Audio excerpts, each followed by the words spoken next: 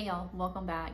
Today I'm going to be sharing our curriculum picks for this homeschool year, and it's also going to be a sort of update on how those curriculum choices have been going. We've already been using these curriculums for the last several months. I was taking a break from YouTube, and so I did not get to share our curriculum picks prior to us beginning to use them. So this is a combination video. It is a curriculum picks video, but also an update on how it's going. Also, if you're new here, my name is Haley. I am a mom to 3 boys.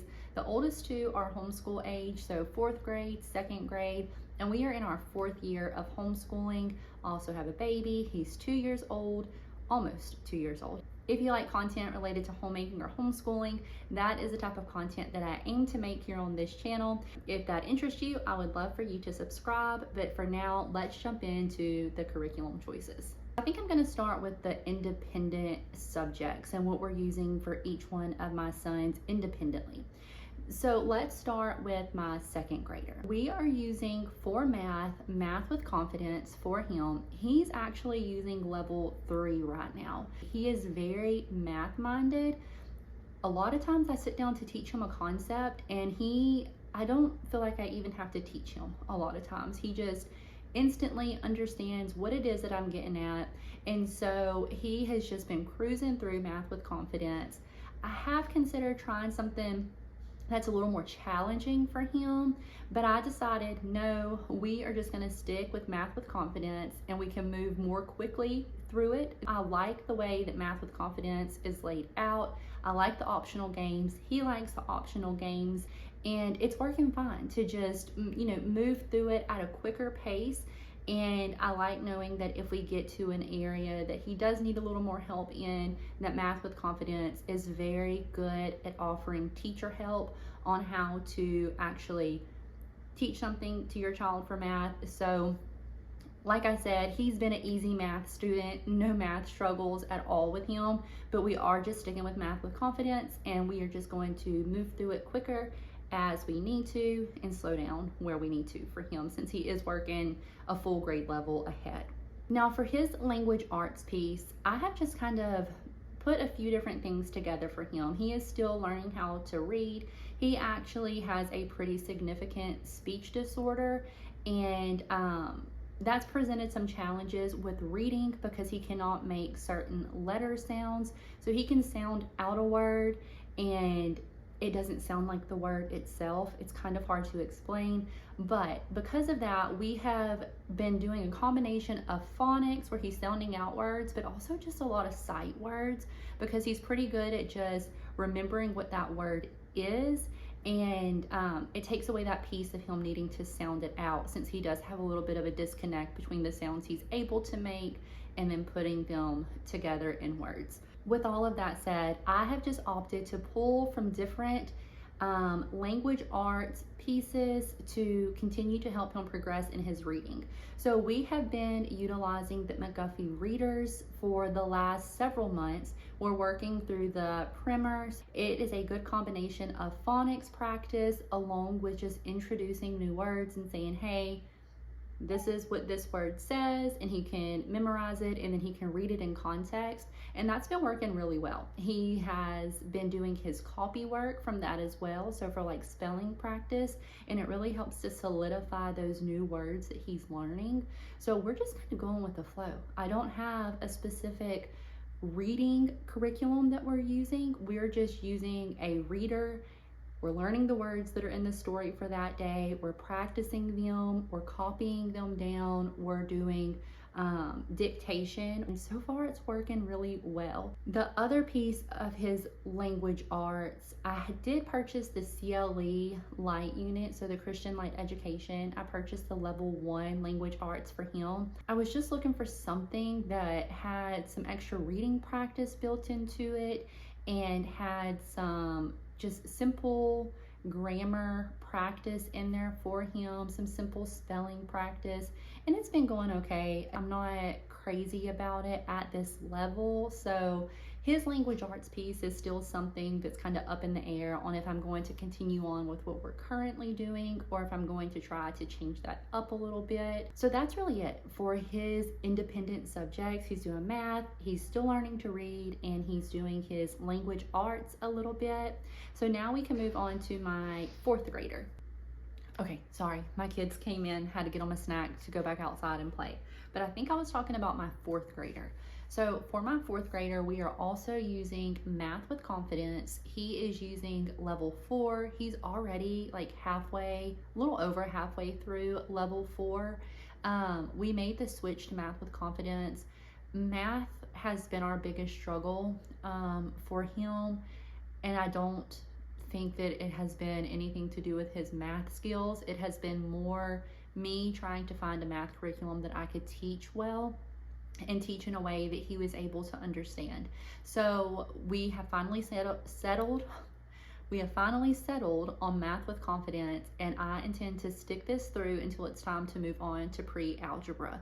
So right now he's halfway through Math with Confidence. It has been a game changer for us. It has been probably the best choice that I have made in our homeschooling journey so far, and I just intend to stick with this program for all of my children because I feel like the amount of help in the teacher guides, it's nice to have it. I know for some people the teacher's guide may seem overwhelming, but I have just really been happy to have that. Having the teacher's guide that kind of holds my hand and says, it's okay if they're not getting this part right now, we're going to come back to it. Or, you know, if the student doesn't understand it this way, try to explain it this way.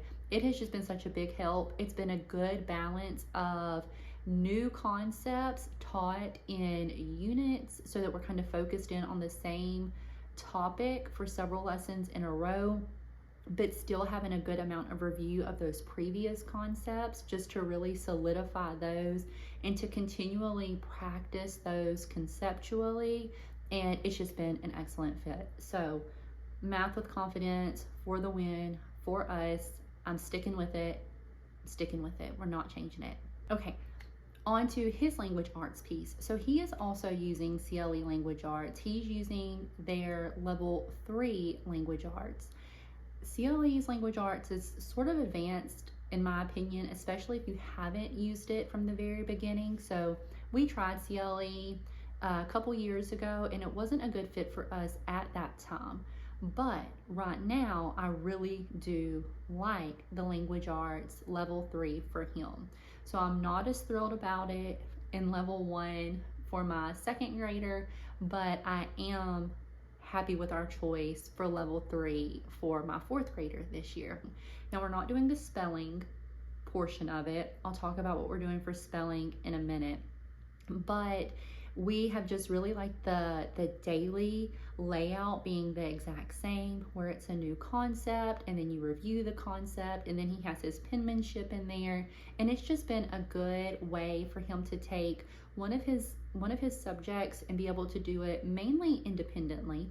I obviously have to go over it with him at the end of the day, or if he has questions he can come ask me, but for the most part he's just taking it and doing it on his own, and he's doing really well with it.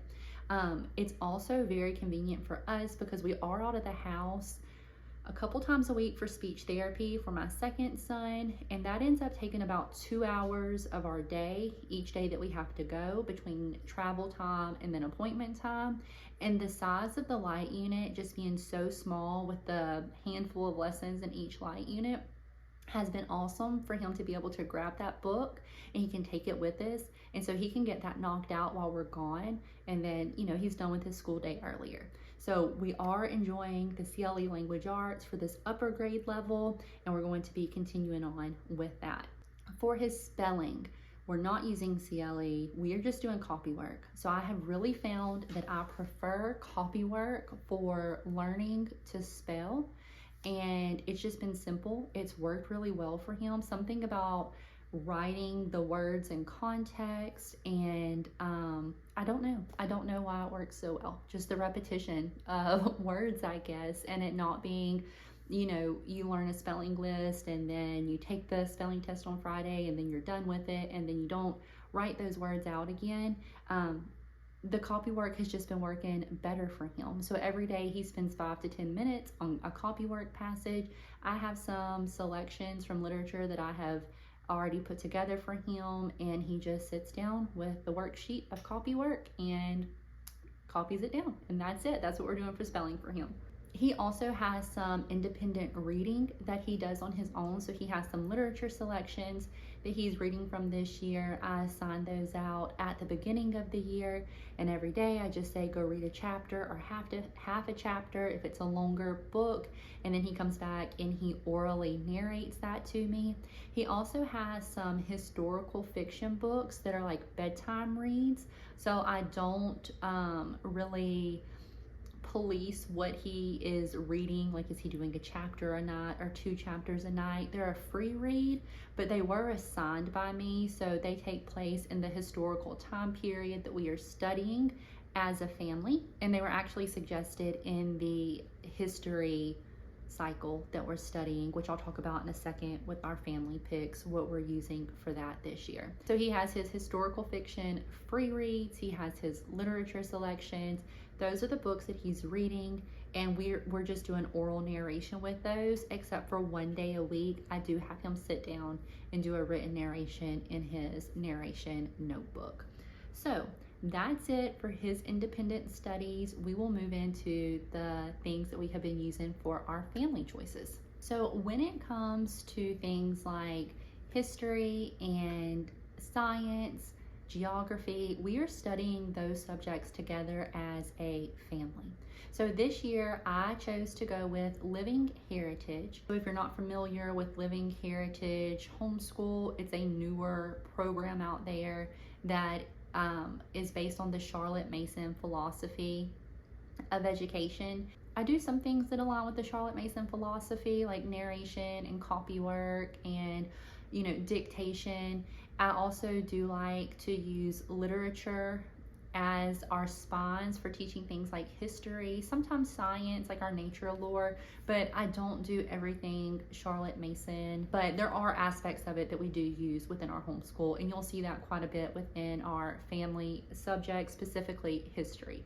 So like I said, we're using Living Heritage. I believe we're in cycle 3 is the one that we went to.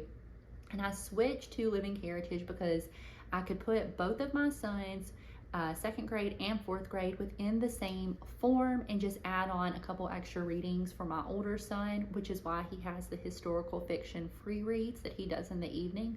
So that was my main reason for going with Living Heritage, just to combine these family subjects as much as possible until my older son is able to take on more and more of the reads independently. So we're doing Living Heritage, cycle 3 for history. We're also following their nature lore schedule, and I'm using their Bible reading plan. We're using a devotional style book. We are also doing their schedule for artist, hymn, composer, poetry, all of those beauty subjects, enrichment subjects, whatever you want to call them. We are following their schedule along for that. Now, what I am not using from them are things like their science plans, their geography. I'm just kind of doing my own thing on that. But on the Living Heritage history plans, we have enjoyed it so far. So we have read the Lewis and Clark Expedition. My boys love that book. And then there's another spine out there that we have been reading from, and it's also been a fun book to read from. Very informative, very living, and it has just been a fun way to learn history so far. So definitely sticking with the Living Heritage book list and schedule for those subjects. When it comes to science, I am doing something a little bit different this year. Science is probably the subject that I enjoy teaching the least. So I love history. I enjoy math. I like to teach it. I love literature, just reading good books and talking about good books, but science has never been my favorite subject. So this year we opted to go with a video-based science curriculum. It is called Science Shepherd.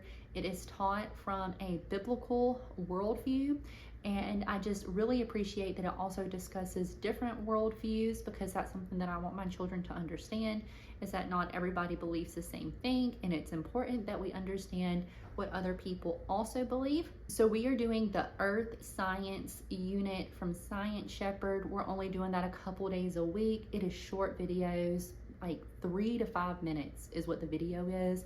And then I did buy the it's like the workbook, but we're not using it as a workbook. I just ask the questions out loud and they take turns answering them. And it's been a good fit. It's been a good way for me to still be doing science without it taking a lot of extra effort from me. So for right now, it's been a good fit. My kids also go to a co-op where they are getting some other hands-on science experiences. So I think that the Science Shepherd video courses have been a good fit so far. We also do a lot of read alouds as a family. So I have different literature books that I have selected for the year that we've been working through. So far, I think the only one that we've read is The Borrowers, and then The Boy of the Pyramid, I think is what it's called. I think it comes from Simply Charlotte Mason. It's suggested in their book list, but we just read these aloud as a family. Sometimes I ask for narration, sometimes I don't. It's just a fun book, a fun way for us to sit down and read together. We are also reading aloud once a week a missionary biography. So this is usually what I read aloud on Fridays. And this year we are reading Amy Carmichael and William Booth. And I am coordinating where they were located at with our geography. So let's jump into the geography piece real quick. So I have 2 different ways that we're doing geography this year. So the first way, like I just mentioned, is that we are reading the missionary biographies, and then I am pairing their location with the Cetera app for map drills for Europe and Asia. So they are just doing a weekly map drill, sometimes twice a week. Right now we're focused on Europe, so like half the year Europe, and then we're going to switch over to Asia. So just learning the location of the different countries on those continents. But we're also doing a second geography lesson a week that's a little more hands-on for me, and for that we're using the Beautiful Feet books, geography lesson plans for the Hauling See Hauling books. We could just work through the books, like reading a chapter and then doing some map work, but I wanted something to hold my hands, and I think you can get the lesson plan for like $15 for all 4 books. So I went ahead and bought it, and it's a little more in depth than we actually do. I don't ask all the different questions, but it does help me see the different prompts for what to do on our map. I did not buy their maps. I just printed free maps online that I found. So right now we're working through Seabird, and that'll take us about half the year, a little less than half the year actually, but then we'll switch to Tree in the Trail, and that will take us a little over half of the year. So they kind of meet up and make up a full year of geography lessons. So that's what we're doing for geography, map drills on the free app, Cetera, and we are also doing the Hauling See Hauling map work and reading from that book kind of as like a living geography lesson. And then our science also has aspects of geography in there because it is earth science. So they're going to be learning about different landforms and things like that. So that's also part of geography. So it's kind of a combination geography science curriculum, which is why I selected that program from there. And that's pretty much it. That's everything that we've been using for the last few months in our homeschool. We're getting ready now to transition into our Christmas schooling, which is not anything extravagant. It's just what our plans are going to be during the month of December, kind of lighten the load on some things and add in a couple of special things. So let me know down in the comments if you have any questions about anything we're using or anything else homeschool related. I would love to hear from you guys, and I will see you in the next video.